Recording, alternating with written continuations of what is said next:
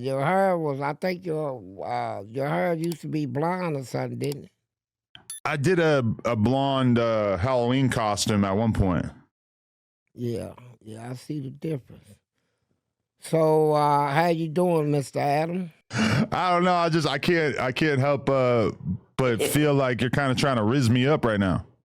No, man, I was wondering if you was in the dressing room putting on some makeup or something, right? We were working on getting the Zoom call all set up. So no, I'm not wearing any makeup. Are you trying to say that I look like I'm wearing makeup? No, you cute. You all right. My God, I didn't even think about the fact that this interview might go this way. Oh, no, No, I'm going to let you ask the questions. Okay, yeah. I feel like now you've got me feeling like you're trying to feel me out for being your next sissy. And I just want to say, I have a sterling reputation, a lifelong reputation of heterosexuality, and I am a married man, sir. I'm married too, and the beat goes on. Who are you married to? Yeah, I got a wife, but I can't tell you her name. That's fine. I probably wouldn't know her. You didn't know I was married? You didn't know that? I didn't know that. That's actually a really interesting I've detail. been married for 6 years. How's that going? Like all marriages, it's got its ups and downs. You know, you got to fight for your respect. She fights for her respect. We argue. We go through what every marriage go through. You know, arguing, ups and downs. Because we're going kind of all over the place already, but I mean, one of the most interesting things to me about your story is the fact that you actually ended up getting locked up before you were ever able to be with a woman when you were young. So your entire introduction to sex and human relationships was pretty much behind bars with other men. Right, that's true. Do you feel like had everything worked out differently that you would have just been with women your whole life and that you wouldn't have been interested in anything like that? Yeah, I do. I believe it. That's wild because I mean, but I don't want to get into the most depressing stuff right away, but I watched another interview where you're talking about how you were basically having other men come at you from a very early age. Yeah, that did happen. You know, I was molested as a child. What age was that? I was around about 11, 12. And do you feel like that changed you a lot? And how did that change you? It changed me tremendously because at the time, I was having problems with I got siblings at home. It's 7 of us in the family. There's four boys and 3 girls. And one day I walked in the room and caught them having sex. And so I said, I'm going to tell on you. So what they did was they all came up with a story. So when my mom and them came home, they came up with something, had me get whooped for something that I didn't do just to stop me from telling what I saw them do. And so at the time, I didn't have nobody that I can come to and talk to and tell them what's going on and stuff. And then when I got molested, I didn't have a big brother I can run to and say, hey, man, this guy did this to me. Because my brothers now was now against me for me seeing them do what I saw them do. Was that part of a pattern that all your brothers and sisters, like they were all having sex with each other? And did you feel like this was a consensual thing? It wasn't all of them. It wasn't all of them. It was it was 2 sisters and 2 brothers. They did it. And do you feel like this was consensual, that they had agreed? Yeah, they were doing it. She one of my sisters offered me something, and I said no. And so I had to live a life, and then I get molested. Now I get paranoid that, somebody gonna see some feminine stuff in me. So I started coming out with an aggressive personality to stop people from seeing that side of me. So I would come out real mean, real aggressive, start packing pistols and all this stuff, and just to throw people off. Really, from what I was doing. And then when I got off into that, it took a personality of its own. I actually became that, real tough in the hood. And so it's all in my book right here. Oh, who is Fleece Johnson? Okay, I got to get my hands on that. Yeah. It's all in the book about my life. So I'm getting all these whoopings and stuff, and so to spite my sister them, I said I ain't gonna cry no more. So they told my mama. So she came in and asked me, "Did I say?" I said, "Yeah, I said it, and I mean it." So she whooped me till her nose started bleeding, and I wouldn't cry. I wouldn't cry. Then my daddy came in. He whooped me until his hands shook. Right. I mean, do you think that also did some damage on you personality wise? Like, just It did. Yeah, It did. all those beatings, like, it's such a wild thing to think of, like, why a parent would even want to do that. That's just hard for me to wrap my head around. Yeah, back then they didn't have child laws like they got now. Right. Kids got beat. I got beaten, and my daddy bought his fist up and hit me in the face because I wasn't crying. When I got out of the hospital, I said I'm ready for round 2, and they told me you don't get whoopings no more. So they killed that. I had to go through some stuff to achieve it, but that's what happened. That's a funny thing about, like, all of our parents or all of our dads, is that they whoop you right up until the point where you can whoop them, and then it usually stops. Right. Yeah. Right. Dads are some hoes in that way, aren't they? But okay, so who actually molested you? Well, it was 2 people, and cause I didn't have nobody to talk to now. And I ain't got no family to talk to. They all mad at me cause I was gonna tell on what I saw him do. I see somebody in the neighborhood, he wants to talk to me. And we walked around the buildings and stuff and we talked. And then he started wrestling, showing me that he's stronger than me. He wants to wrestle and pin me down on the ground and all this stuff and hunch on me. And but he was the only person I could talk to, him and the other guy. And so uh once he started doing it, I'm confused about all of this. And I don't know what to do about it. And but when I turned 13 and I started packing them guns real heavy, uh the 2 guys that did it come up dead. Just put it like that. They did. I know, and it's a shame that you can't say more about how exactly that went down, but No, I can't. that is a fascinating aspect of this in many ways. But yeah, it's a shame that happened to them, but hopefully they got a chance to repent for what they did to you, and probably to other men as well. Yeah, I doubt it. But they didn't get. Do you say rest in peace to them in any way? Is there any part of your personality that feels sympathy for them?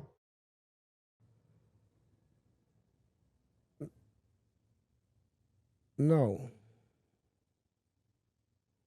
No, it's not. No. It's.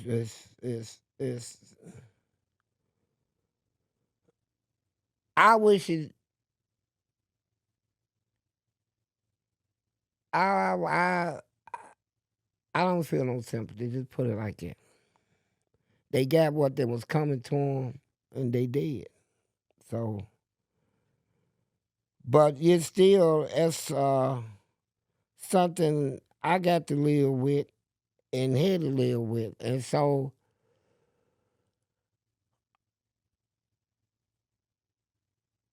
an aggression that came in me stayed in me. And I kept getting sent to. I was sent to all kinds of places. I was sent to all the boys' camps, detention centers, juveniles. Every one of them I went in, I tore it up, and they closed the place when I left. And so they sent me to a mental hospital, Central State Children Ward. I told my sister and them if they keep messing with me, I'm gonna cut their throat in their sleep. And they went. I wasn't gonna do nothing, but they told my mama, and she called the police, and they came and locked me up. And when I went to court, they sent me to a mental hospital. And when I get out there, I escaped. I escaped twice, and they caught me. The third time I got away, I bust one of them in the head, took their car, and I was in a stolen car, and I took that car off the bridge into the river, the Ohio River. And you were all right? And yeah, when I got away, I made me and the car hit the water about the same time. The air pressure was trying to stop me from squeezing out. I took it off the bridge because state troopers and them had the bridge blocked off. And so when I hit the water, my pants and stuff started filling up with water. So I kicked my shoes and everything off. And that's what they found floating. So it was in a Courier Journal newspaper in Louisville. And they said a big old fish ate me. They thought I was dead, held a funeral, all this stuff. But 3 months later, I showed up, and but I still got this violent personality, and I'm robbing everybody in the city. I'm robbing. I started robbing dope men because of this woman. She died with a needle stuck in her arm, and she was a real good mama type to me. And so when I found that out, I said I'm gonna rob all the dope dealers and I'm gonna throw the dope away, keep the money. And that's what I did. I robbed the whole city, and then I used to mess with the police. See the police park somewhere and just take a stolen car, run in the back of them, see if they can chase me. They can never catch me though. I mean, do you think that you would have been acting out this way and doing all of this extreme stuff if you weren't so angry because of the molestation situation? Ain't no doubt in my mind I would turn out this 100% better. With less anger, less frustration. And but all this played out, man, and I kept that personality took a turn, and I got in an incident where the police finally blocked the 34th Street. It's in the Courier Journal newspaper. They even had a picture of the car they shot up, said it got shot up worse than Bonnie and Clyde's car. And I was a juvenile, and the whole city was protesting because, I'm a child, and they shot this car up like this. But they knew that you were committing crimes all over the city, and they wanted you dead, right? And this is an era before body cams, before security cameras. And I always pick at them. They've been after me a while. I go when they change shift. I pull up in their parking lot. Get out of the car, cuss them out, and then peel rubber and make them come after me. But they could never catch me. And but when they finally caught me, they shot the car up. Right. And then the main police, he stuck a gun through the window and empty. I saw the fire come out, and then no bullets hit me. Well, this police, he got fired. My daddy didn't want to file no lawsuit. He said it taught me a lesson, some old stuff. But the police come up dead. Just want me cut this? Later, the police came up dead? Yeah, and so I got charged. Okay. And so I'm at trial, and then this fat white lady, she said she saw me do it, but at trial, she said, they said he in his courtroom. She said no. and everybody in the courtroom just exploded, man, because they was there for justice, right? So I left the courtroom that same day. I walked out of the courtroom, and a police car was parked in the street. Well, it wasn't parked; it was in the street, and they was talking, waiting on the verdict. And I jumped in their car and stole their car right there. So they said, we're going to get him. Right after beating a murder charge, you stole a police car right in front of the courthouse. Yeah. That's a wild tale right there. Who do you think killed the cop? I don't know. That's wild. And this was in Louisville. Yeah, he killed himself. So nothing. Anyway, after that, they caught me with stealing cars and a bunch of robberies. And they said, he's not getting out of this. We're going to send him to the penitentiary. I was in jail at 14. You know, then I turned 15 and then turned 16 in the penitentiary. And they made sure that I was going to the prison. And I started out with just 10 years, man. Was this before they had separate jails for teenagers and stuff? No, they had separate jails and stuff, but everyone I done been in, I done went in there and told the place something. They said they ain't gonna take me back, you know. I went in there fighting and stuff, and so they said we got a place for him, the penitentiary. So you're 14 in the state penitentiary, surrounded by, I assume, a lot of very cold-blooded gang members, killers, etc., right? I was in jail at 14. In prison, I turned 16. I was 15. I hit prison at 15 and turned 16. And they wrote an article in the Courier Journal newspaper, and it was titled, 16-year-old prisoner want to get out and go straight. And it's in this book. It's in this. Here's the article right here.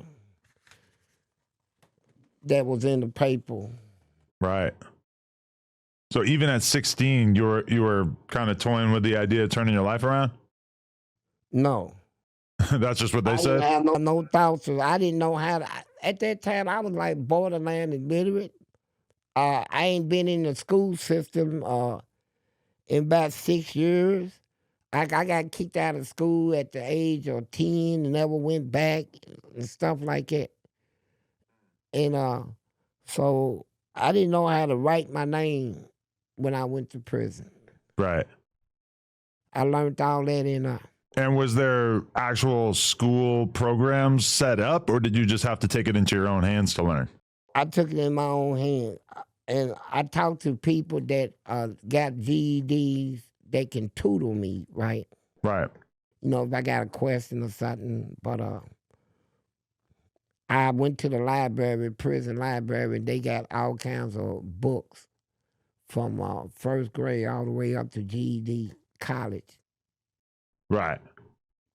So I studied myself.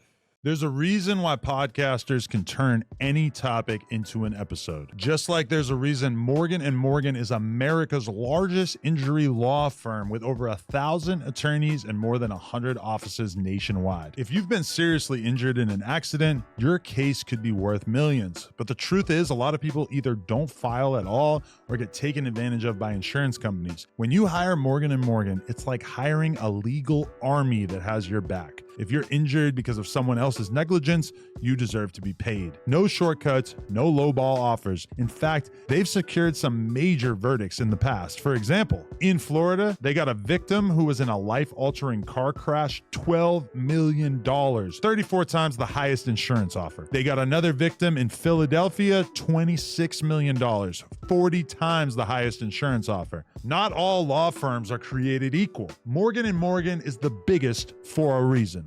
They will fight for the biggest award possible, and they have won a lot in the past. So if you're ever injured, you can check out Morgan & Morgan. Their fee is free unless they win. That's right, no upfront costs. They only get paid if you get paid. You could start your claim now by clicking the link in the description, www.forthepeople.com/nojumper, or by scanning the QR code on the screen from your phone's camera. Thank you very much to Morgan & Morgan for sponsoring this episode.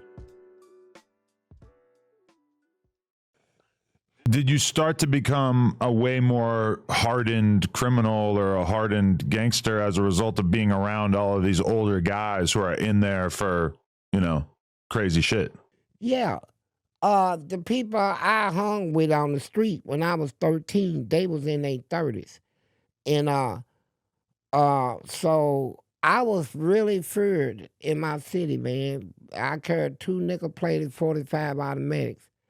And I had no problem pulling them on anybody. I can walk in any club, they don't ask me how old I am. They know who I am. Soon I walk in there, they just let me come in.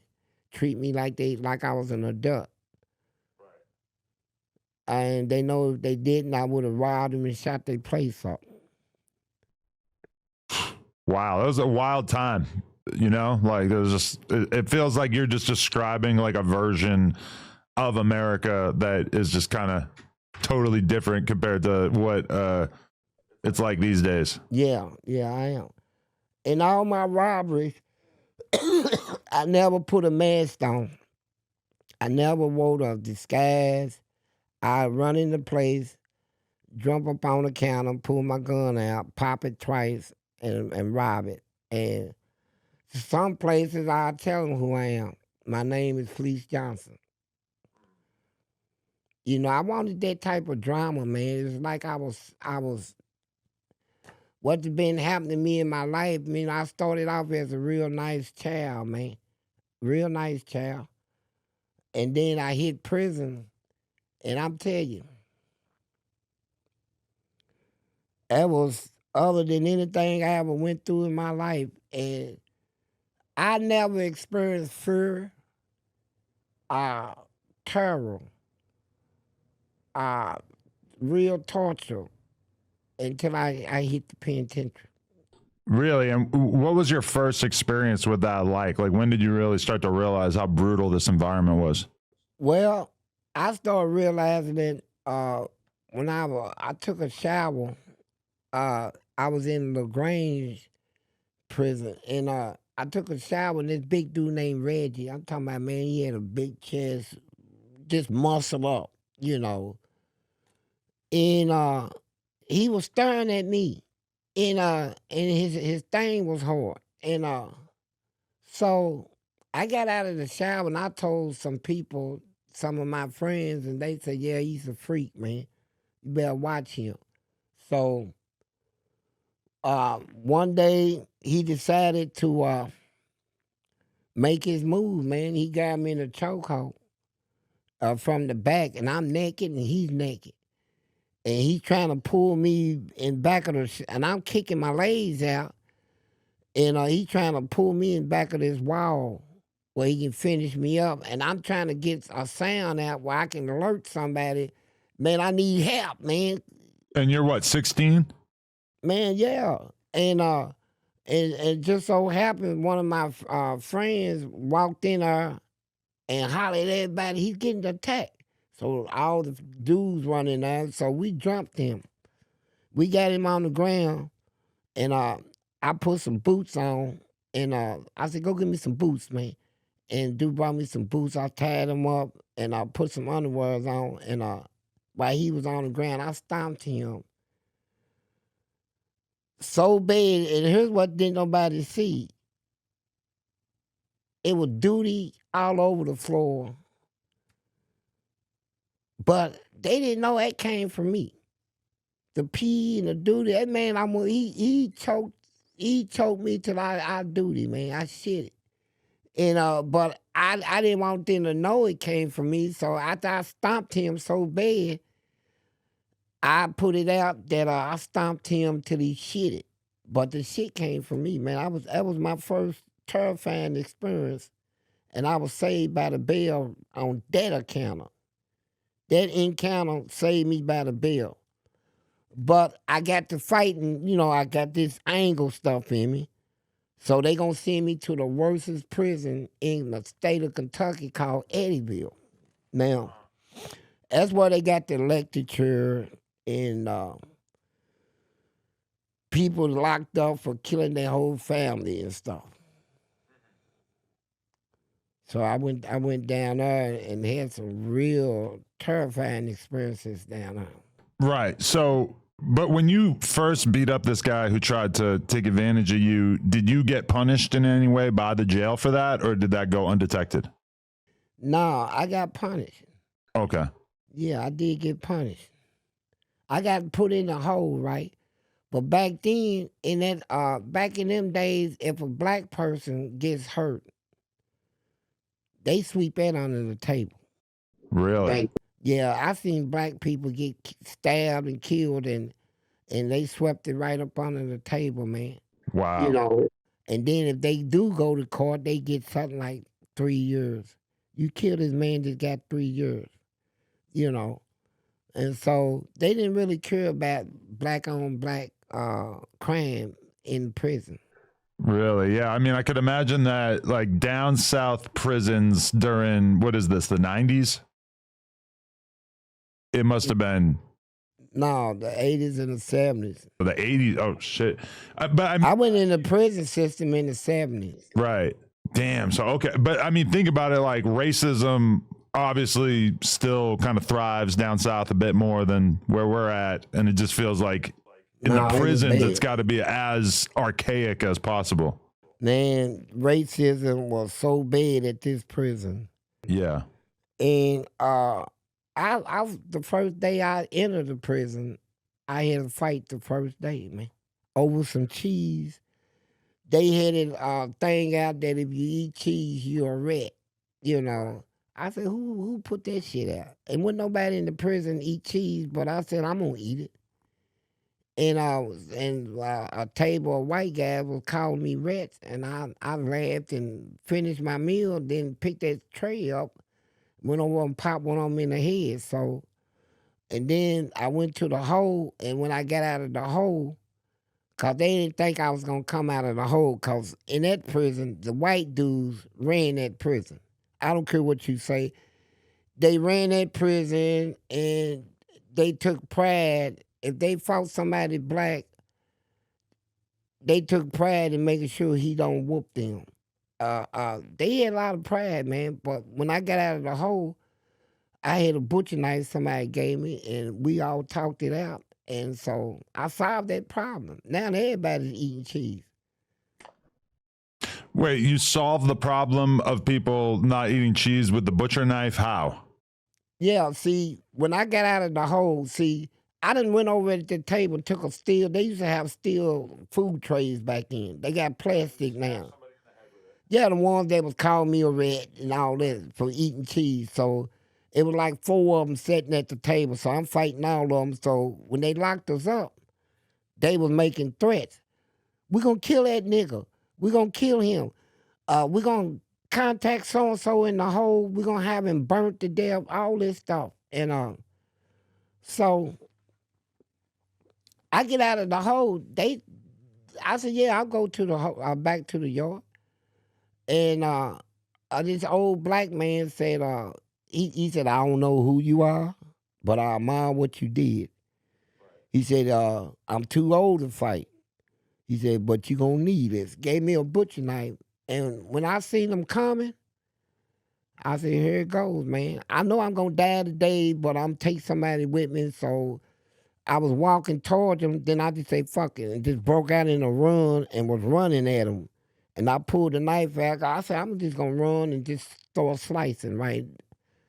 But they scattered, and they was like, hey, man, we didn't come to fight, man. We didn't come, man, we want to talk, man. We don't know who put that out, man. But I've been eating cheese all my life, and I ain't no rat and all that, man. The guard seen you with that knife, so I passed the knife off to somebody else. They came and shook me down, didn't find it. Now everybody's eating cheese now, so. I mean, I'm used to people describing prison as usually the blacks and the Mexicans have more power than the white guys. Usually the white guys, people describe them as being kind of like meth heads and just junkies and weird. Man, that's a lie. Them white guys in that prison, they were openly referring to black people as monkeys and niggers. And they would talk it out in the open, and they would dare you to say something about it. They had all the weapons, and like they let them work in the engineering department where they can use a grinder. They was making swords, and they'd come out of with a blanket, turn a whole big armful of weapons, and then all the blacks are seeing it, they scared to death because they ain't got number toothbrushes. And them white guys, they ran that prison. But they ain't never seen nothing like me when I came in there. And they had a land where blacks eat in this land, whites eat in this land. So when I got in the black land, I said, there ain't that many people in this white land. So I went over. They said, man, don't do that. I said, man, you. I got in the land. Yeah, I did. And I got in the. I broke through the color line. That's exactly what I did. And blacks used to eat in the back of the kitchen. They eat in the middle and in the front. I set a tray down in the middle. Guy said, that's reserved. I said, yeah, for me. And I broke through all that. And so what really saved me in prison was, now, I'm getting through with all of this. And really, I ain't been really tested, like hands. Like anybody can whoop somebody with a weapon, I'll stick them, I'll stab them. But ain't nobody really tested my hands yet, right? And so I started fighting the guards. And the guards in that prison was killing inmates. And they said if you cuss one of them guards, they would beat you to death. So I said, well, I'm gonna do something worse than that. I'm gonna throw a 5-gallon bucket of shit on them and see what they do about that. And I started doing that. And to my man, I don't know how it happened, but I changed that whole prison mind frame with a cup of shit. Everything. I'm serious. Were you the first person in that prison to start doing that kind of shit? Yeah. I'm the first.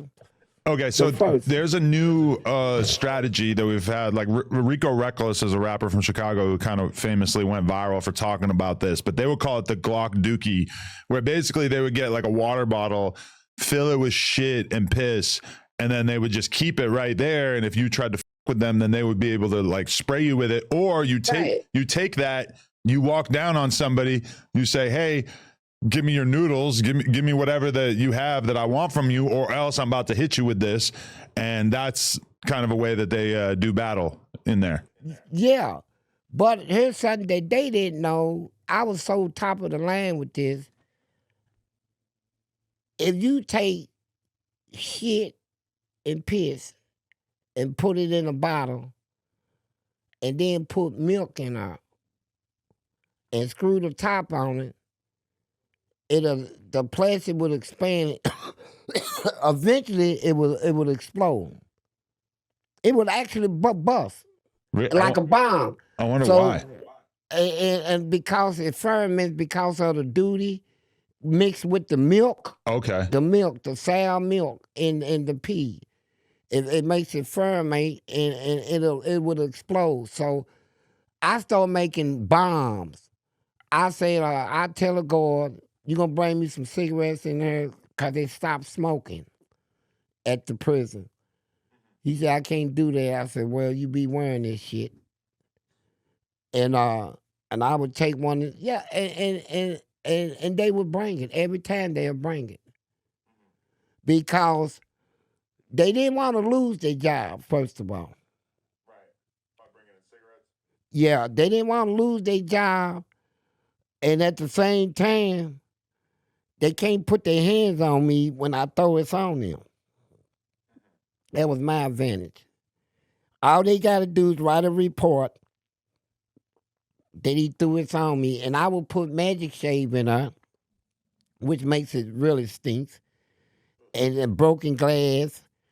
And the magic shave will make your hair fall out. So I had a psychological effect, and I'll take a broomstick and chop all the lumps out to make it real thick like a milkshake. So when I throw it on you and you rub, you just smearing it on you, and the glass is gonna cut you. You're gonna think you got a disease, and then when your hair start falling out, you're gonna go through a mental thing. So I made about, in my 40 years, I made about 80 girls quit their jobs.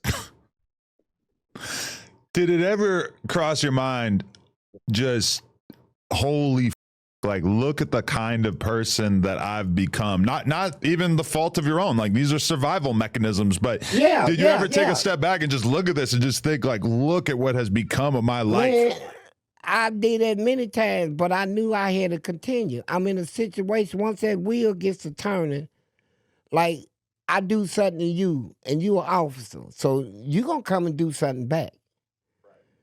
And when you do something back, that's gonna make me do something to you for what you did to me. And then the wheels just keep coming.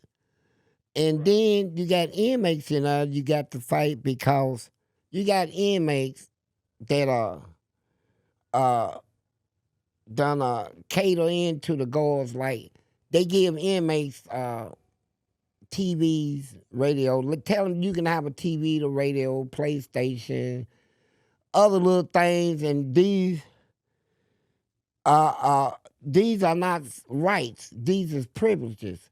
So they can take them at any time. They can't take your rights, but they can take your privilege. So anytime inmates start getting real bad, they'll tell the other inmates, we gonna take y'all stuff if he don't calm down, and try to make inmates fight each other, right? And them guys, they got time to do. They got forever. Some of them ain't never getting out, and they cherish what they can get, that is good. But every time you put me on one of them walks, everybody said, oh, Lord, look who they just put on the walk. Fleece Johnson, please don't come on the walk and start no trial. I said, I'm going to do whatever I got to do, and y'all do what y'all got to do. For sure. So, okay, how do you get from being 16 and this guy is trying to take advantage of you behind bars, you have to fight him off, you're horrified by the idea of this guy raping you. How do you go from that to the point where you actually start taking advantage of other men or dipping your toe into that? I'm going to tell you, it started when I went to Eddyville. The cell they put me in, back then they had double cells. They ain't got it no more, but I'll tell you about that later. But they put me in a cell with this big old black dude they call Big Doc. I'm talking about he was about 6'5", weighed about 285, solid, real dark. His nose was about the size of my fist. And he had red eyes like a gorilla. And so I had a little pear knife at that time. And when they put me in the cell with him, he was walking around, and he was wearing some shorts with a lot of holes in them. So every time he moved, his dick would pop out. The head of his dick would pop out through the hole. So, I already know where he's going with this, right? So I said, I better say something. So I said, hey, man. See, what I didn't know, let me back it up. What I didn't know, before I moved in that cell, he had a hole in the wall. Right. A hole. And what he did, it took a balloon thing and put baby powder in it, blowed it up to where it's about ready to bust, and stuck it up in that hole. Then took a newspaper and put some cement shit on it. When it hardened, he taped it over and then painted it, where you can't tell it's there. It looked like the wall. So he's going to make me think he ran his hand through the wall just to get some damn ass, right? I mean, that is such an insane level of plotting and planning to create this element that'll make it look like you're just the biggest psycho ever. Like you could just punch through a wall just so you can then scare your cellmate. And what the that's just... Man, he scared the shit out of me. Right. I said, man, why don't you show me some respect? Right. He said, the only thing I'm gonna show you is this big black cop. Oh. And he took and hit that wall.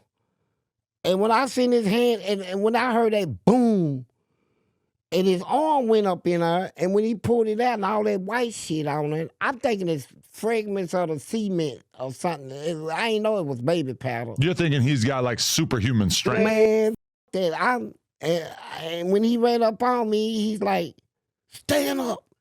I said, hey man, can we talk about this? He said, stand up, nigga. And I stood up and I was holding his wrist. I said, man, don't do this. So he said, do I gotta fight you? I said, no. And I'm getting ready to give it to him. I'm not letting nobody run their hand through my, like he did at wall, right? But his mistake was, it saved me. He tried to kiss me.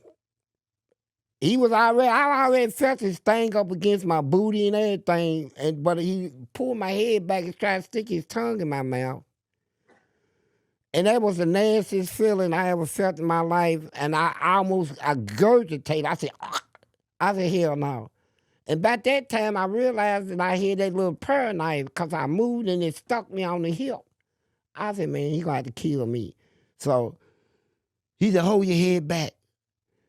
I said, man, no. And I pulled that knife, I just started swinging, and I was cutting him, man. I was cutting. Here's what I believe. I believe he died.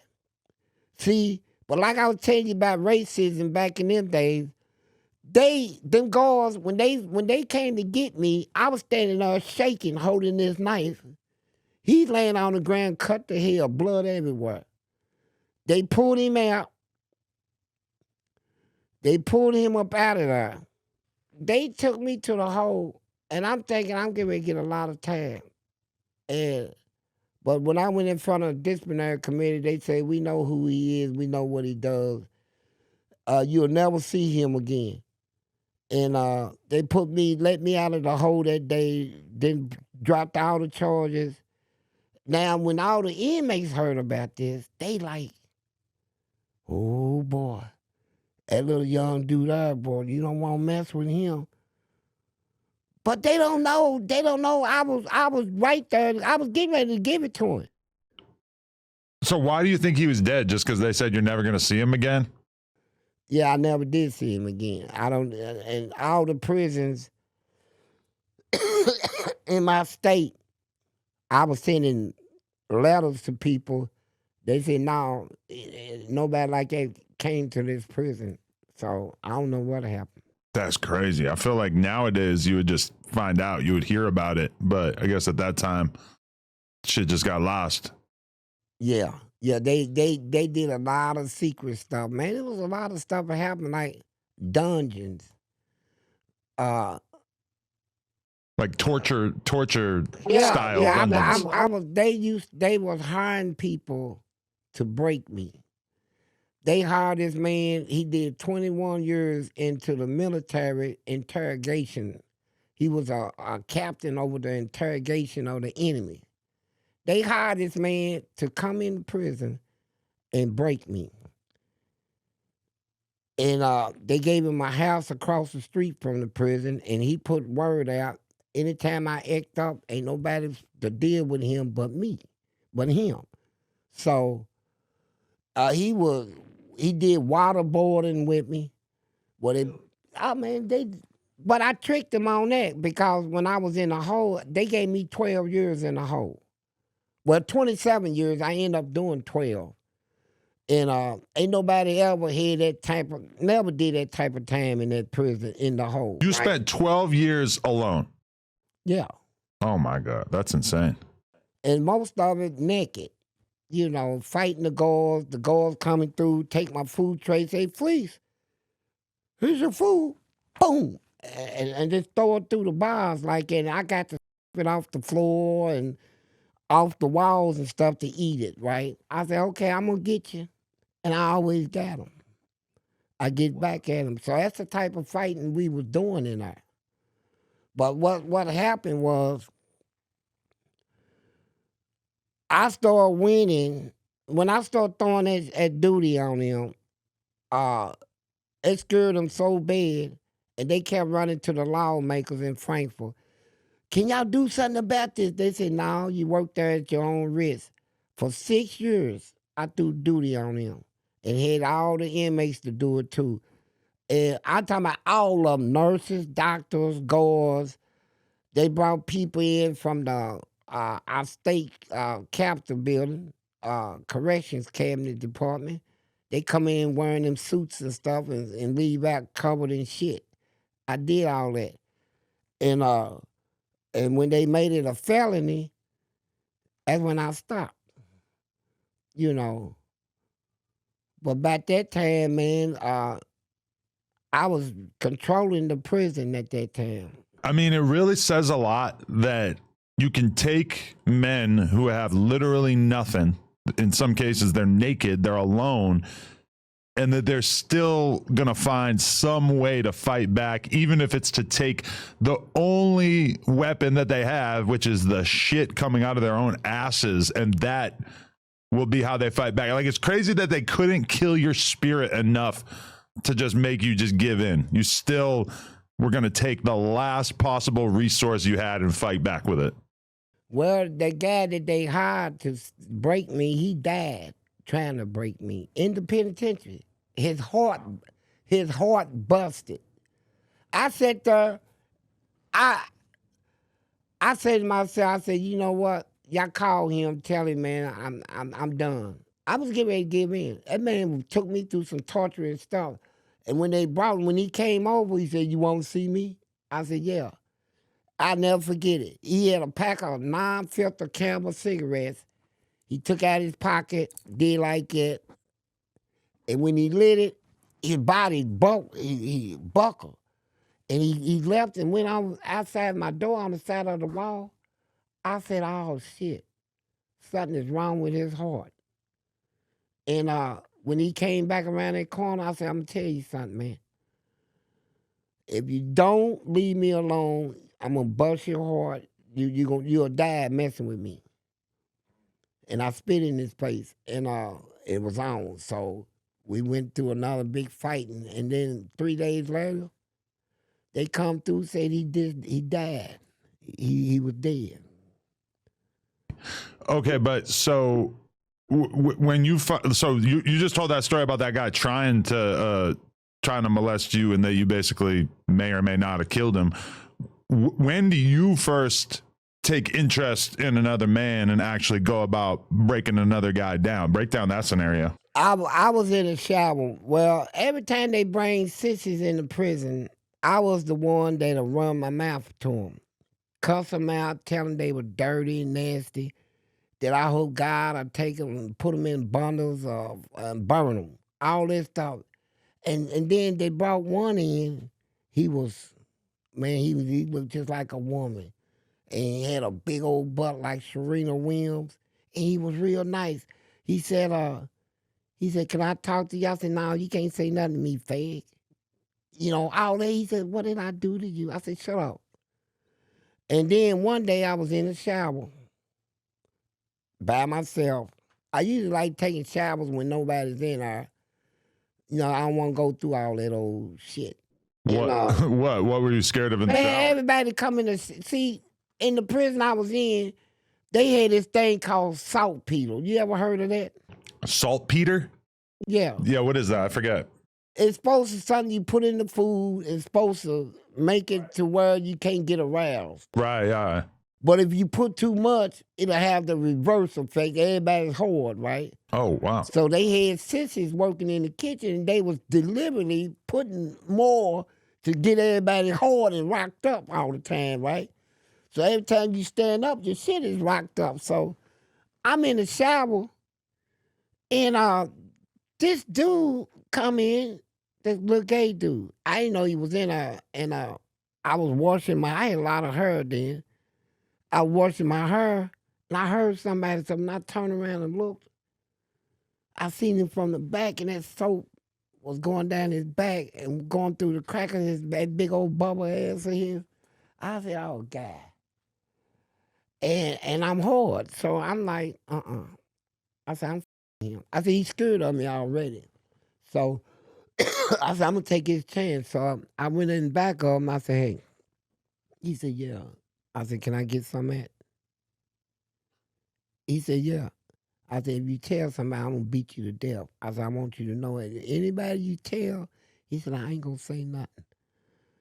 So that was the first time I ever come was in a man. And I almost blacked out, man. My whole body just went numb. I said, ooh, is this what it feels like? So I wanted it again and again. Wait, but and so then, was this guy gay? yeah, he was already gay. Okay, so this didn't take any convincing on your part. Nah, he came in prison gay, and he wanted to be respected, and there was a lot of people wanting him. They were trying to fight over him to get him. They was offering him like tens and twenties of thousands of dollars, and they had that type of money. To be their boyfriend? Yeah, see, when you think of prison, they had one guy in there that I protected. And he got 387 acres of land. He got over 150 heads of cattle. He got all that. He was never been in trouble, but came home one day and caught his wife with another man and killed both of them. So they sent him to prison. You got a lot of people in prison that is filthy rich. They made a mistake where they killed somebody through some type of jealous relationship. But when they come to prison, they need somebody to protect them because they got a lot of money. And so, people were trying to fight over him, but the third time I him, I got caught. Some dude caught me pulling out of him, and he was one in can that I know he gonna run his mouth, so I might well go on and fight him right now. And I popped him in the mouth. So when I came out of the hole, everybody was coming to me. They said, "Man, you in the game?" I said, "Yeah, I'm in the game, and I don't care what y'all think, right?" But I didn't know nothing about sex, right? Right. Because this is your first time. Yeah. And that boy that he started getting paranoid. So I was gambling one day, and he whispered in my ear and said, I want to tell you something. I said, "What is it, baby?" He said, "I've been to the doctor." I said, what's wrong?" He said, "I'm pregnant." Man, I went nuts. I actually thought that I got him pregnant, right? 'Cause I didn't know nothing about sex, right? I said, "Oh, goddamn." I said, "Look, man, somebody take my hand over." I picked him up in my arm and swung him around. I said, "Did they tell you if it's a boy or a girl?" He said, "No, not yet." And so it got so bad that the warden at the prison had me brought to his office. And I said, "Look, warden, I know I can't keep the child here at the prison, so I'm wondering if y'all can put my child somewhere where I can get some visitational rights." And he just looked at me like saying he's sick. And he had a therapist and this lady, she said, "Well, I want to talk to you, Mr. Johnson." I said, "About what?" She said, "About your child." I said, "What about my child?" "You don't have." I said, "Look, man, who's this bitch?" And I'm ready to go off, right? And it took me they had to take me through a whole bunch of mental stuff before I realized that he wasn't pregnant because he put something up under his t-shirt and made his belly big. And when I tried to touch it, he said, "Get away from me. Don't you touch it. You ain't got the right to touch this baby because you the one to say you didn't want it, and you let everybody tell you I wasn't pregnant. But nigga, you looking at my stomach right now. What you think now?" I cried everything, man. So he was just on some crazy shit, or was he just looking for attention? He wanted to be a woman so bad Oh wow. that he staged that little scene right there. Mm. But it took me through a lot of mental stuff. But it didn't stop her. That's one of the craziest things I ever heard. Was there, okay, when you first had sex with this man in the showers, was there any part of you that just felt kind of disgusted by having had sex with a man, or was it just pure happiness? Yeah, that's the first time. Once you do it, the first thing is anger. You get anger at yourself. You'll be like, man, I can't believe I. Once you bust that nut, a lot of times you feel different, even with a woman. Yeah, man. I felt angry. I felt like angry, and then I kept thinking about how good it made me feel, though. You know, I said I calmed in him, man. As shit. I didn't know nothing about sex except that, I got to take care of my wife, and I went nuts over him. Because were you masturbating in the lead up to this, or not really? Man, I used to masturbate 6, 7 times a day. Every time I get angry, the only thing that can really calm me down was masturbation, right? Wow. Like they lock me up and I'm in a hole, and when they leave my cell, I'm cussing, kiss my ass, y'all. And then about 20 minutes later, I'm jacking off, getting all that anger and tension out of me. It stayed in me, man. I had to jack off. I got caught one time doing it. Jerking off. Yeah. But the lady was showing me, she worked in a guard tower, and she opened the door and let me see her on the toilet and stuff. And I stood up on a table, and I was slow jacking, and this sergeant was making rounds, and he walked in there, he said, "You out." And I jumped, fell off the table, my baby oil turned over, all that stuff was spilled all over me. I'm laying there naked, and I had to get up. He said, "You going to the hole. You are going to," oh my God. So they walked me to the hole naked with baby oil all over me, and I was still shooting. Cum still coming out of me. And that sounds so crazy. Like they must have been so grossed out by having to even touch you when you're all baby lubed up, baby oiled up. And man, them people, when I threw some shit on this guard one day, they come in my cell, they said, "We're going to take all his cups and buckets. Now he ain't got nothing to throw."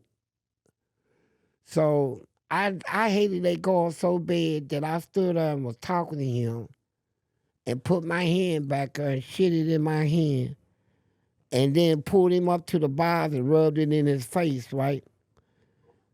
And so, but had they got me back, if they forward pointed me, I'm on my stomach, hands forward pointed to the bed and my feet. He coming, they say, "Fleece, somebody's here to see you." When I looked, turned my head, he stuck his head through the door. Then when the door opened, he came in and put on some latex gloves. I said, "Here it goes, they get ready to do something." He put on some latex gloves, took some lubricants, put it up my ass, took out a whole can of mace, forced it in my hand, and emptied the whole can of mace in my asshole. They did shit like that. What happened after that? What did the mace? Man, I was burning, Oof. shitting and burning. But I know I got him, so he just, I looked at it like, you do this to me, I'm going to do something back, right? It's just so crazy that like we have prison systems and that this ends up being the kind of shit that happens between the prisoners. Do you know why I started throwing? Do you have any idea what made me throw shit on him? What'd he do? This is what made me do it. They were locking me up, and they put me in a cell that had water all over the floor. So I told the guard, I said, "Look, man, I seen some empty cells that was clean. Can you put me in one of them?" He said, "No, where you at?" I said, "Well, let me talk to a lieutenant." He said, "Lieutenant's busy." I said, "All right, Lieutenant." I started hollering, "Lieutenant, Lieutenant." So when he come up, he said I was disturbing the walk, told me to turn around, get handcuffed. They took me down to the dungeon. And down there, they stripped me naked and 4-pointed me. Okay. Like that, naked on a steel bed. So it was about 115 or 20 degrees down there. I'm sweating. So I cussed a little, then I went to sleep. And what woke me up, I had about 500 flies buzzing in the crack of my ass. It felt like I had a vibrator up my asshole. And I couldn't get them loose because I'm handcuffed.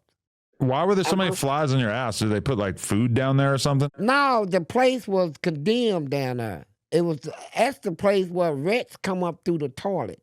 Mm-hmm. The toilet you sit on, a big old rat will come up through there. That would really change taking a shit. That would really ruin the experience. Yeah. And so when all them flies was buzzing in my ass, man, I felt like something died in me. I ain't never been disgusted, treated like it in my life, right? It was the most disgusting feeling. And if I try to shake them off, they go deeper. So I just took it. You kind of just have to give up on life. Yeah. I said, I said, I'm going to get them back. I said, when I get upstairs, I'm going to get everyone, they're going to pay for this shit.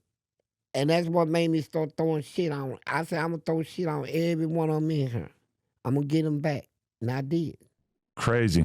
So, okay, but that was you already covered your first time like consensually having sex with a sissy behind bars. When did you first start to kind of, because like you have this reputation as being like I don't know to what extent you would agree with that. Would you say that you were actually taking it from dudes, or did you always just kind of mentally break them down and condition them to have sex with you? Nah, what happened was I was over a skirt straight program. Okay. Now remember, I done threw all this shit on these guards. I done went in a federal court in Paducah and won a $200 million lawsuit against the Department of Correction. And the case is called Kendrick versus Bland. That's the case. You can look it up, Google, it'll come pop up. Kendrick You versus won Bland. this huge lawsuit against them? Yeah, because what happened was I filed a lawsuit. I wrote the Department of Justice in Washington. Told them they was trying to kill me and all this stuff, right? Well, about 3 months later, 3 black ladies come from the District of Columbia, sent by the Civil Rights People Division, came down to represent me.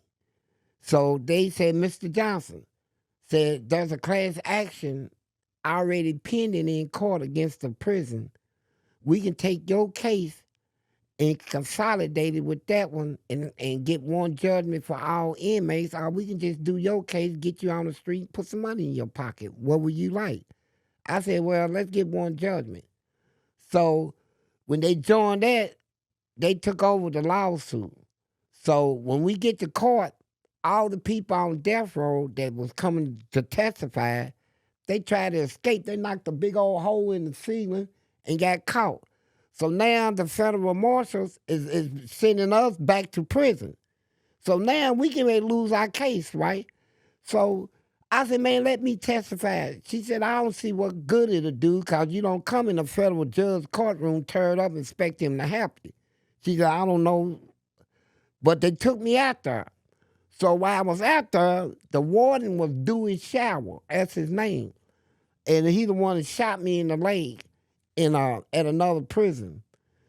And so me and him been fighting battles for years, and I know how to tick him off, right? How did he end up shooting you in the leg at another prison?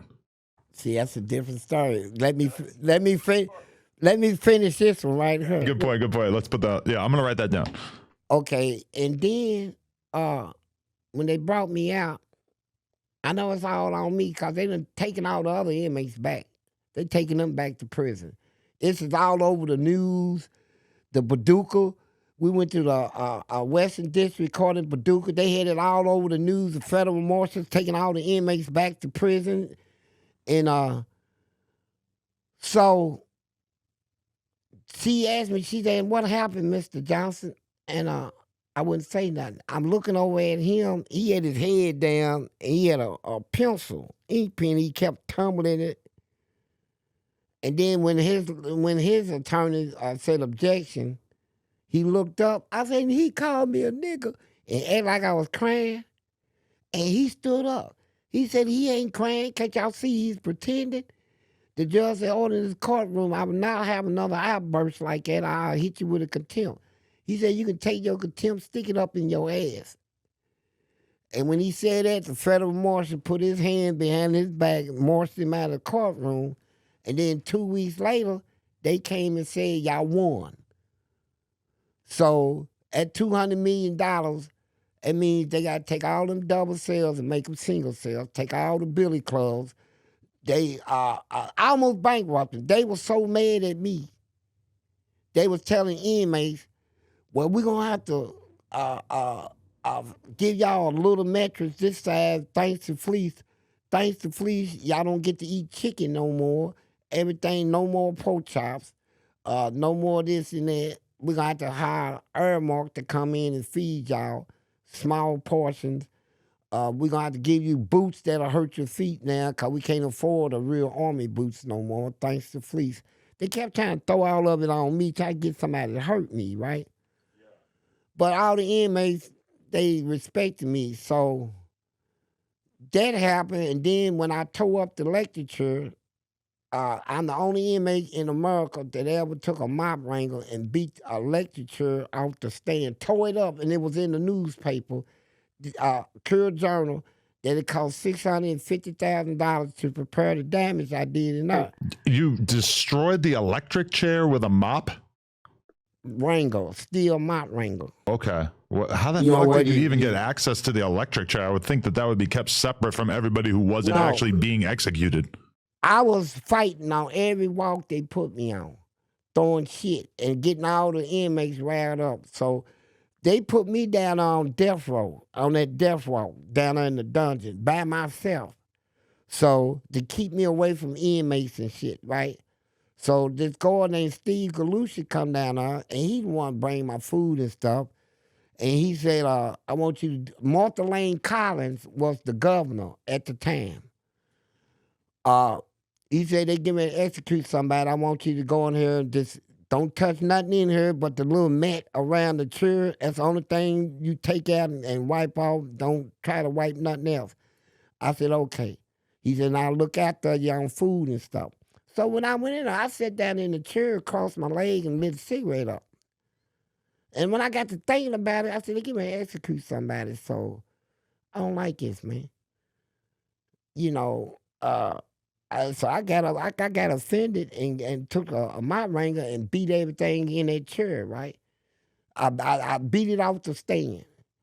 And they never put it back on her. They had to build a new building and build a new one. And so she was the governor, and when she came to the prison, she stood in front of my door and I spit in her face. They put that in the newspaper too, in the Courier Journal. With Martha Lane Collins, she was governor then. So how much money did you actually end up getting from the prison? Well, it was for all inmates, and the money was supposed to go into the renovation. And like in the hole, they didn't have no air conditioning. In the cell houses, no air. So they had to put in central air, central heat. They had to take the double cells and break them to a single cell. They had to give us a better legal library, better school, better medical, better programs, better everything, right? And they owned up to it. And but they blamed me. And so what happened was, now this is where it gets interesting. Uh-huh. So it came a time in my life where I'm calming down now. I got all this money in prison. I got stores, poker games. I got weed, whiskey. I'm blackmailing everybody. They bringing me everything in here. And so I'm satisfied that I ain't never going to hit the streets no more. You know, I just salted a gourd. I got 15 years. I took a 5-gallon bucket of boiling bleach and threw it in the gourd's face and put him in a hospital for 18 months. Burnt his whole face off. And so, for what he did to me. But when I started calming down, I didn't realize that You don't fight these people the way I fight them, expect them, just because you calm down for them to calm down. Mm. So MSNBC came in and wanted me to do a documentary. What year was that? It was in the 80s, Okay. 90s. I think it was the 90s. It seemed like it was pretty decent quality footage. Yeah. But anyway, they came in the institution, and I'm like, I'll do it. I ain't never getting out, you know. I'm never getting out. And so I'm going to get up here and say whatever I want to say, right? Now, a lot of people in that situation might kind of lie about what they have going on. Like, I feel like Yeah. You exaggerating a lot of shit too. Well, also like I said I'm not gonna tell them that the prison ain't like that right now. It was like that when I first entered the prison, but after I'm doing all that fighting and shit, I changed that prison. But I'm just saying that a lot of people might sleep with other men while they're locked up and then get out and act like it never happened. I feel like that's the norm. You were the one dude who got an opportunity to do a documentary, be on TV, and you just said everything. You just laid it. Yeah. That's what we represent here at Hustler Spirit, man. It's the truth, man. We wrote right here on my shirt, man. Stack of style, man. That's a different type of hustler spirit, though. Yeah, we got that spirit, man. We don't lie. And my agent, he talks to me and he tells me, look, man, these people want to hear the truth, man. Uh-huh. Now, you don't have to tell them the truth if you don't want to. Mm-hmm. I said, man, I tell them because what I talk about, people don't talk about. But, now to get back to the gay stuff. People are unbelievably fascinated by it, but they don't. There's very few people who are really going to talk about it, you know? Yeah. And so, but I don't fear nobody. You know, I don't fear people. I told somebody that said he got respect for me. I said, first of all, I don't need your respect. Your respect don't put food on my table, clothes on my back, or shoes on my feet, man. You keep your respect for yourself. I don't need it. I have always stuck with that. So I don't care about what people say about me because I know everybody in this world has did some bad stuff. I ain't the only one. I'm not the only one. I'm the only one that's get up and talk about it. But I'm not the only one that ever did something, that people disagree with. Now, on sex, man, I had sex with a lot of them in our. That first time, I said, I got to get more booty. I got to get as much booty as I can in her. This is all I got to go on. I'm never getting out. You know, I don't know what it will feel like to be with a woman,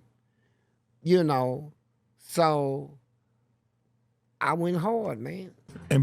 So when did you start, and did you ever start taking it from men, or would you always break them down mentally until they would consent?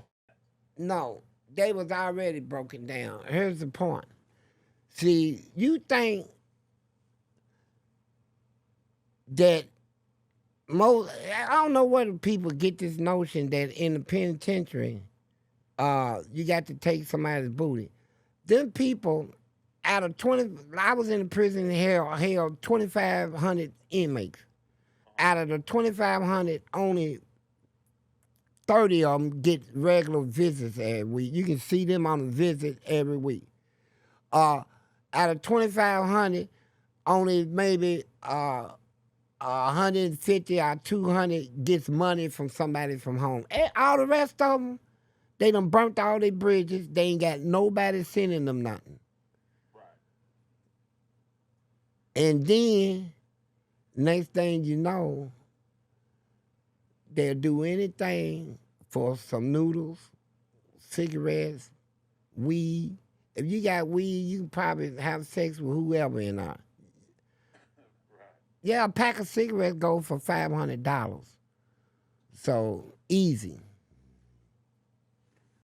So, you're saying that there's just a lot of guys who are willing to have sex when you're in there. It's really not as crazy as we think it is, because in our minds, a straight man is just never gonna consent to having sex with another dude. You're saying that in that environment, it's not that crazy. No. See, it's you got people like one guy owed me, and I said, well, how you gonna pay me, bro? He smacked his ass cheeks. He said, with this. I said, with what? I said, turn around, let me see it. And I said, pull the trust down a little. I said, spread it open. I said, yeah. I said, I got played off like I'm used. Boy, he had a hell of a ass on him, though. It was powerful. And I said, look, man, I get this anytime I want it, cause I got money and stuff. I said, but yeah, I said, we can work something out. And that's how I do it. You know, and I seen, if I really want somebody, what I do, man, is introduce myself to him, let him know I got all the money. I'm the one with the weed and the whiskey and all this stuff in there. I'm the one that get things popping. You know, if you want to roll with me, you know, holler at me, right? I'm seeing you. You know, I think you look good. You know, and whatever we do, I'm going to keep it discreet. You know, you don't have to worry about nobody in your business. You can keep your mustache or whatever. You know, I just want your booty, man. How much more relief did you experience having sex with other guys as opposed to just jerking off? Because maybe I'm naive, but I would feel like as a straight dude, I would always be okay with just jerking off, and that I wouldn't necessarily need to go and use another man's booty to get the job done. Okay, I'm gonna break you through something on that. It's a lot of people try to take that approach, but here's how I used to bust them out. Now we have triple X rated magazines in prison that people like, hey man, you want to rent that magazine out? So yeah, look through it. Nothing but hardcore sex in it. Now, well, you see penetration, cum shots and stuff like that. So I used to keep a stack of them, and you don't have to rent them out. You want to look at them? So after they done been looking at them, so I told dude one day, I said, look, I said, you like this one? He said, man, I love this one, boy. I said, did you get off? He said, yeah, I got off. I said, watching his dick in another man's dick in a woman, it gets you off? Mm. And he said, yeah. I said, so what about man? Oh, come on, nigga. You know we are. I said, hold up, bro.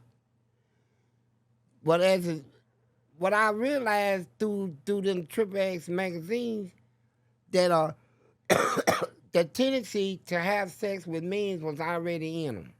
Mm. They got the tendency already in them. When you leave the streets, your sex drive goes with you. However you was having sex out here, it don't freeze up on you when you get locked up. You still got that urge. It's more powerful now, you know. And then when you go through the masturbation thing, that'll work for a little while. But it gets old. And you in an environment now where you see men walking around that is built like women and flaunting themselves too, making their ass pop, bending over in front of you, and you like, oh my God, my woman didn't have a butt like that. you know, and you mesmerized. And so I stopped caring about what people think. I said I want him.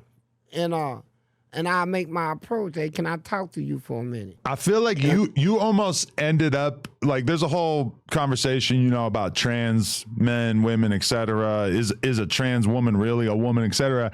But in your mind, you're locked up for decades, and it just becomes like, is a man that different than a woman? Like for your purposes, it's not that different. Man. To me, I never had a woman, so I didn't know the difference. I can see how your mind would get there Right. as the years drag on. Yeah, but from where I look at it now, having had a woman, and then I think back to that time, I'm just be truthful. I ain't seen a woman out here yet that has pussy as good as some ass that I hit in that penitentiary. Not yet. And I hate to say it, but man, I had some real good butts. Booty support is what we call it in our. Uh-huh. You know, like if me and you knew each other on the streets, and I've been locked up a while, then you come in, and yeah, I know your whole family and stuff. But when I sit down and talk to you, man, I'm saying, look, bro, you know, I've been locked up a while, man. And you know, I need some booty support. Right. You know, tell you straight out, I'm looking for booty support. I ain't looking for no conversation and a whole lot of riff-raffs. I want booty. I gamble. It's the main thing I did in there is gamble, fight, and booty. And if I ain't gambling, I'm chasing butt. And I just didn't chase any butt. I chase the best that they got in there. I don't mess with no dirty people that don't take showers, don't stay clean. I got their medical record. I get everybody's medical record before I even socialize with them. You know, we can get that in the penitentiary. Get your medical files and stuff. That's smart. That's just like the industry, really. Anyway, okay, so you do this interview for the news and you just kind of put everything out there. You expose all this craziness that at that time nobody in pop culture really had any kind of reference for like what was going on in prison or whatever. It's not like it was something that they were just talking. Well, maybe it was on the news a little bit, but like very rarely was this stuff ever making it to the surface where people really knew about it. It comes out, and does it just start kind of making you famous right away? And what was that like? Now, what happened was after I did a documentary, I didn't think none of it. They said it's going to be to help the juveniles or something. I didn't know that somebody had a real hatred of me, right? From all the fighting and shit throwing and all that, making girls quit their job. Uh-huh. That they done took it so personal where they going to fight me to the end. So they took, about 2 years later, a girl come to me and say, hey, Fleece, you all over TV. I said, what you mean? Oh, man, you ain't going to like it. They said they made a cartoon out of you. I said, get out of here. Because I ain't know nothing about it, right? How many years after you did the interview was this? It's about a year or two. Okay. And people was telling me that they made cartoons and Boondocks. I never even heard of it. Right. And like in prison, your TV channels is programmed in. You can't get everything y'all watch out here in prison. Right. And so we can't get YouTube and all that. And so when a lady girl told me the contents and stuff, so I started getting mad. I said, all right, so they want me to look like a predator. I said, okay. So the fight's on. So we fighting again. So when I go up for parole, they tell me one day, you going up for parole. I done forgot about parole. I ain't never getting out. And I went in front of parole. I said, I'm gonna kill this right now because I got about 9 years left. I can do it. I went in there and I said, you know what, y'all. They said, excuse me? I said, you heard what I said? I said all that. Kiss my ass, your department. And I kicked the chair over. And I went back to my cell and laid in the bed. I cussed them out. So a lady come to my door the same day. Her name was Skylar Grief, and she became deputy warden. She said her exact words was, I quote, she said, you the first at what you do. So I said, what you mean? She said, I never seen nobody cuss them the way you did and still get parole. I said, parole? She said, yeah, they gave you parole. I said, when I go home? She said, tomorrow. So I wasn't even prepared for all that. You know, I wasn't prepared for none of that. And I didn't realize that somebody done had a trap set for me. So when I get out on the street, every time I put in for a job, they say, man, you a hell of a worker, but you got some stuff on the internet saying you a predator, so we got to let you go. I lost about 40 jobs going through that. And then I went in the church, and the church told me I couldn't even be a member in the church because the internet said I was a predator. Like I kids and all this. And that happened, man. And so I couldn't get jobs or nothing. And then I started working under the table and stuff like that.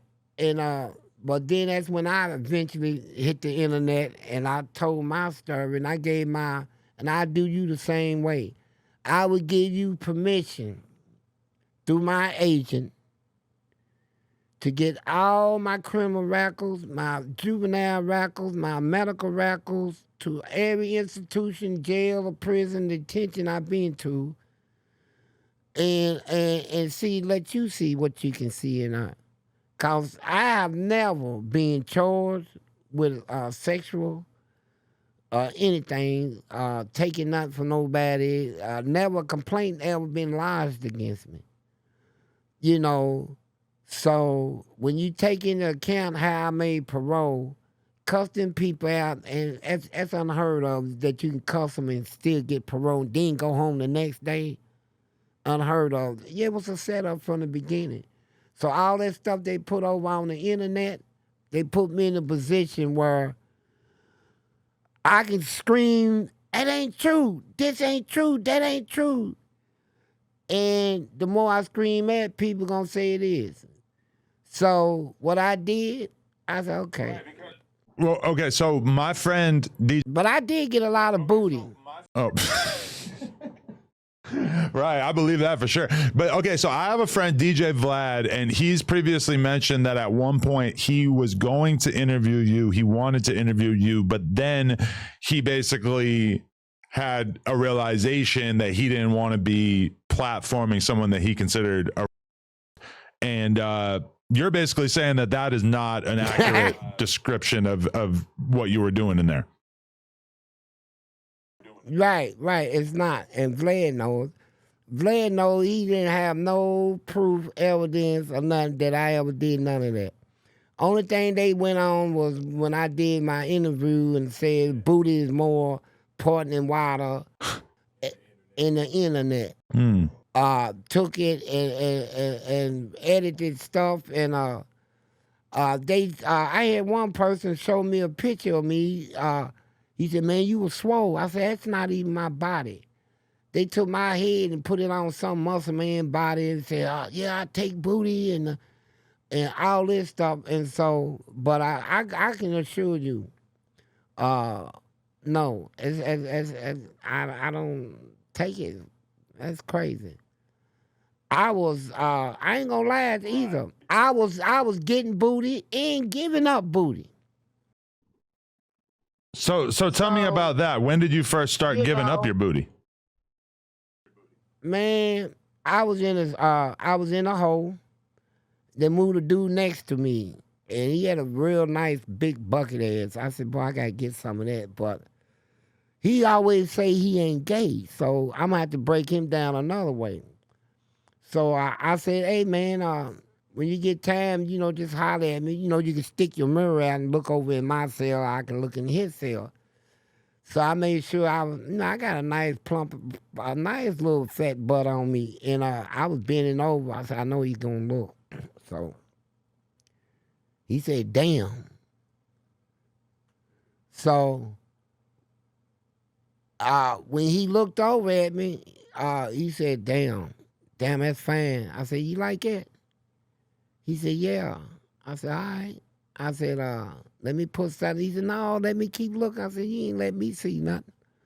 So when I looked over at him, he showed me his butt. I said, "Oh boy, I'm gonna get that. I gotta get that."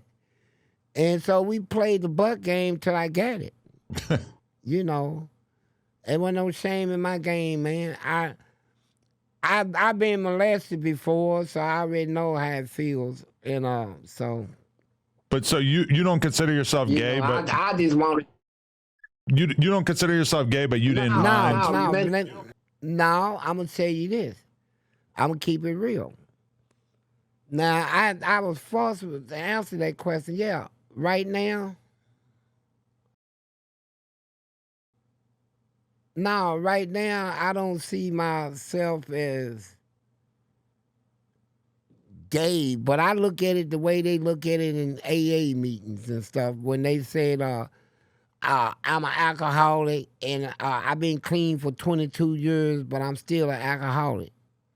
You know, in other words, you still got the symptoms, something in you, feelings and stuff. And I ain't gonna lie to you, man, since I've been out, even though I don't indulge, and before I hit the streets, I went back 18, 20 years before I hit the streets, man, where I didn't have sex with nobody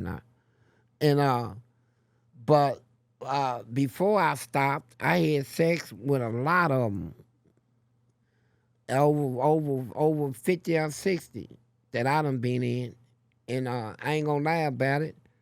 But I'm thankful. You're saying for the last 20 years that you were locked up, you didn't sleep with any? Yeah, about the last 20 years,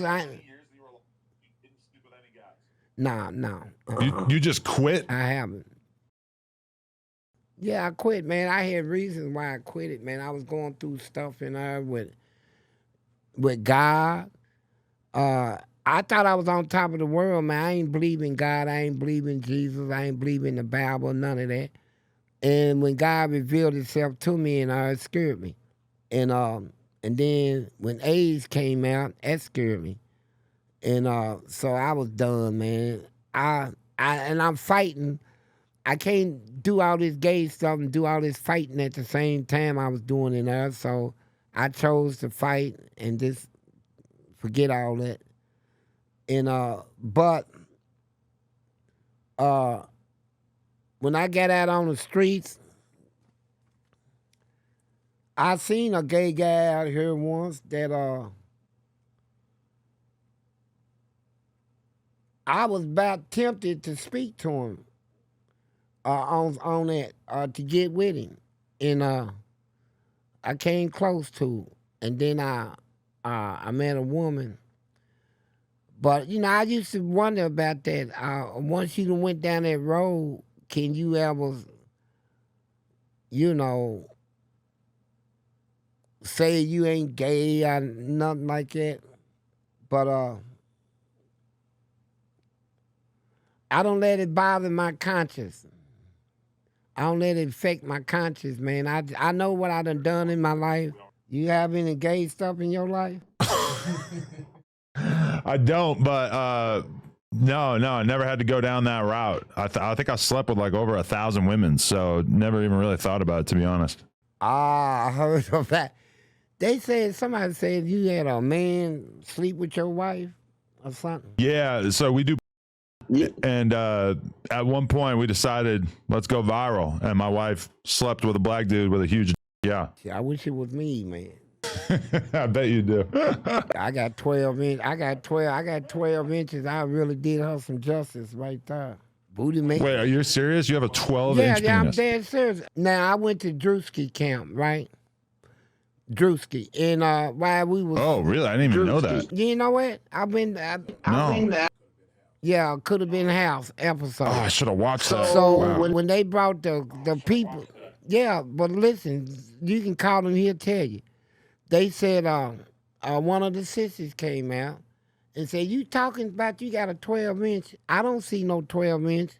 Right there on camera, I stood up, pulled my pants down, dropped them to my knees, and showed it to him. Right there in Drewski, the whole 12 inches. Right. And then she liked it so much that when we finished filming, the lady come back and said, "Can I see that again?" I said, "Yeah, you can see it." Yeah, but he didn't show it on TV, but he got the video of it. I just like. Do you ever think about doing? Yeah, I do. I'll be a huge success. I know. Shit, I could get you in the game. I know I'll be a huge success in that. For the simple fact, everybody wants to see. No Jumper should. Yeah, No Jumper should produce your first. Well, my agent produces my first. I got an agent, you know. No. He can talk to me about it. I ain't producing. No, you can talk to my agent about it. What you say? You ain't gonna watch it? I'm not producing. I love it, boy. I would love to get naked and do it. And yeah. Yeah, I'm really interested in that. You can talk to my agent about it. Yeah, it's a good idea. So, okay, so yeah, I mean, it is kind of crazy. It's like people just sort of accepted this narrative that you were this just when you never really said that, but the Boondocks kind of implied it, right? And that sort of painted the picture for a lot of people. Right. Yeah, it did. And they got stuck with it. And He couldn't fight it for 20 years. Yeah. Yeah, you couldn't say shit. Yeah. 2015. Yeah. And then when I get out, to slap their face, I had like at the time I got out, now I got about 7 more years left on parole. So I said I'm gonna do something that's crazy. I'm gonna call 911, tell them to send me back to prison so I can get off parole, right? And cause our prison system got programs, if you do 6 months in there, knock a year off your sentence. So I went and got in 5 programs and did 1 year and killed that whole 7.5 years that I had left. So you would think a person after doing 40 would say, I don't never want to go back. I said, no, I'm going back. They gonna get me off parole. They did some crazy shit to me, man. And just like the warden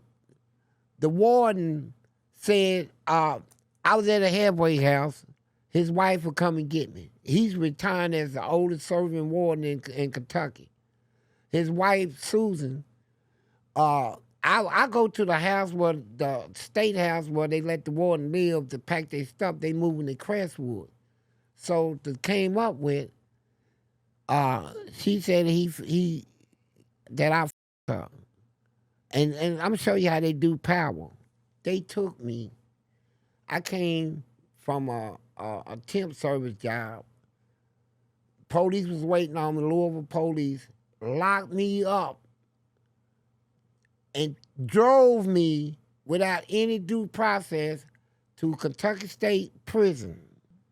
What happened to me over the internet came from some real serious, powerful people that they don't want to see nothing good happen to me after the way I fought them when I was locked up. They would paint they hoping they could get me killed out here with all that stuff they put on the internet. Right. You know, nobody give me a job, nobody talk to me, nobody like me, or none of this. They locked me up, took me to prison, said I f***ed the warden's wife since I've been out. And I was in prison 2 days without going through any court proceedings or anything. And she came up there and got me and brought me home. Yeah. That's crazy. It's crazy, Adam. And then Fled, your friend Fled. Let me talk about Fled. Now, Fled did a lot of cartoons and stuff like that. Now, I expect somebody to make money. You know, you put yourself out there, somebody make money out for you, it's all good. But when you lie on me, that's what bothered me with Fled. When you lie and you ain't got no evidence or proof or nothing, man, you going by some bullshit, nothing legal. And then you stay, I say, because I would have liked to have a relationship with Fled, man, where we can do programs and do some more cartoons. Since, just go through a whole new set of everything. I would have loved to do that with him. But I don't think I asked Vlad to do is respect me, man. Know that I did get a bum deal. They did all that cartoon stuff without my permission. I didn't get nobody consent to do that. Nobody. Right. And for somebody to set up her, then I got a wife, and she got to hear all this shit, And so, but she's cool with it. But I would love to have had a relationship with Vlad where,